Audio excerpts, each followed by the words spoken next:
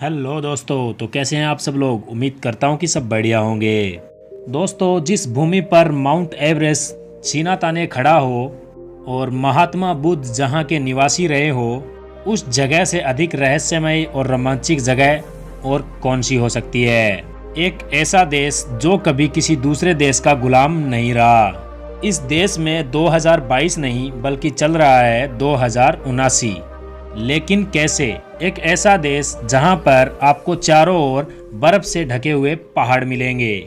क्या आप गेस्ट कर पा रहे हैं कि हम किस देश के बारे में बात करने जा रहे हैं। जी हाँ दोस्तों, आप बिल्कुल सही सोच रहे हैं। आज हम बात करेंगे हिमालय की गोद में बसा हमारा पड़ोसी देश नेपाल की। नेपाल, जिससे हमारे देश का एक ऐसा रिश्ता है कि हम वहां बिना किसी वीज़ा या पासपोर्ट के जा सकते हैं।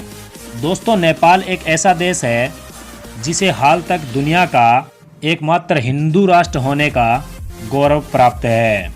नेपाल को साउथ एशिया का सबसे पुराना देश माना जाता है और इस देश का प्राचीन इतिहास काठमांडू के घाटी से शुरू होता है।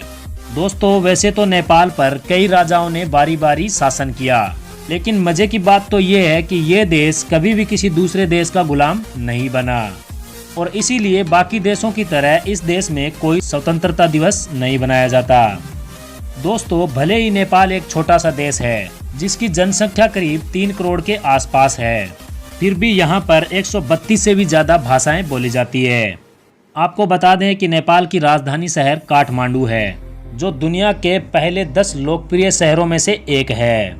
2000 साल से भी पुराना यह शहर कई प्राचीन मंदिरों का इतिहास लिए समेटा हुआ है। दोस्तों, दुनिया की सबसे ऊंची चोटी माउंट एवरेस्ट भी नेपाल में स्थित है। साथ ही आपको बता दें कि दुनिया की 10 सबसे ऊंची चोटियों में 8 चोटियां नेपाल में ही हैं। और तो और दोस्तों, दुनिया की सबसे ऊंची लेक कंसारा लेक भी नेपाल में ही है, जो 4800 मीटर की ऊंचाई पर स्थित है। दोस्तों, पानी को इकट्ठा करने में नेपाल दुनिया में दूसरे नंबर पे आता है। अगर इसका सही से उपयोग किया जाए तो ये देश हाइड्रो पावर के क्षेत्र में दुनिया में एक बड़ा ताकत बन सकता है।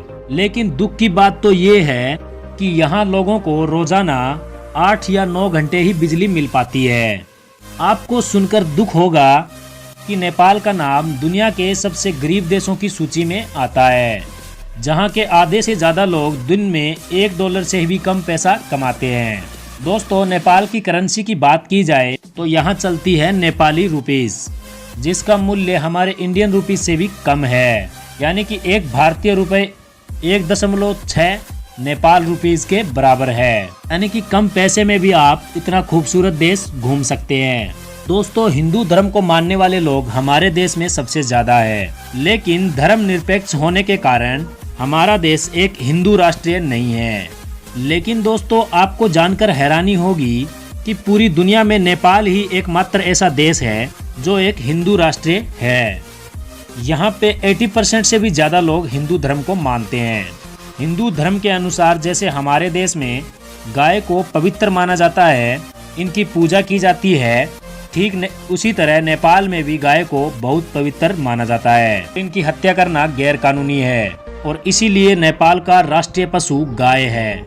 दोस्तों, फिलहाल पूरी दुनिया में 2022 चल रहा है, लेकिन नेपाल में अभी 2079 चल रहा है।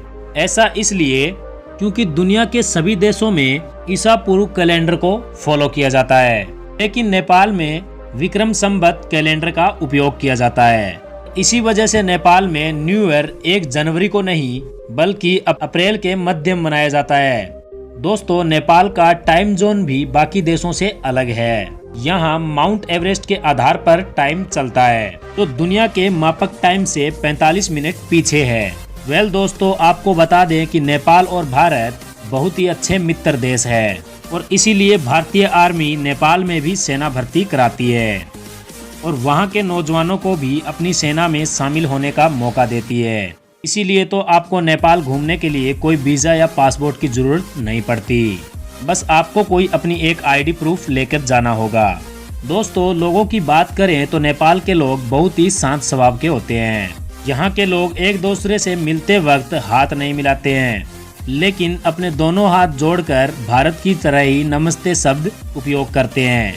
दोस्तों, आप कभी नेपाल घूमने जाएं तो वहां के लोगों की तरह हाथ जोड़कर नमस्ते कहना। दोस्तों, भगवान बुद्ध के प्रतीक नेपाल के लोगों में असीम श्रद्धा है, लेकिन महाशिवरात्रि इनका सबसे बड़ा पर्व होता है।